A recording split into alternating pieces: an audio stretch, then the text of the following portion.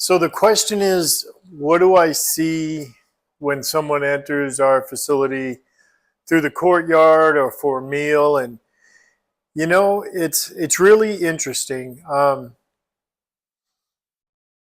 I see several things. First, I see a human being, and working on Skid Row, I see the difference between someone experiencing homelessness and what your average person would look like as a homeless person or would see as a homeless person.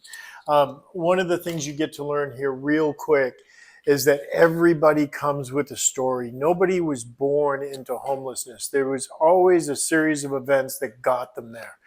And you have to, it's so imperative to meet them where they're at, to be able to build a immediate relationship with them so that you can offer them help in a professional manner.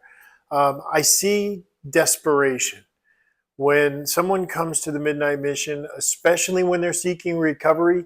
They have reached the point where they've already been through the gauntlet. They've already experienced the 30-day drug and alcohol treatment programs and spent all their money and insurance and all those type of things that they go through. When they walk through the door of the Midnight Mission and they ask for help, they are really, literally desperate for the services we offer. That gives us a hand up because it allows us to meet them there. One of the things I'm most proud about is that our staff has a lot of lived experience, all the way from our security team to our case management team to this office, to some of our higher level executives. We have lived experience with drug and alcohol recovery, and so we're able to have that dialogue with them. We've all been there, and we know change is possible. People ask me all the time, how do you do that every day? How do you go down to Skid Row and see what goes down there day after day? And I always say the same answer. I get to see the successes. The Midnight Mission has turned out graduates for years. I mean, when you think of being in business with our doors open for over 110 years, the number of people who have recovered and gone on to live good, prosperous lives and been productive members of society, it's amazing.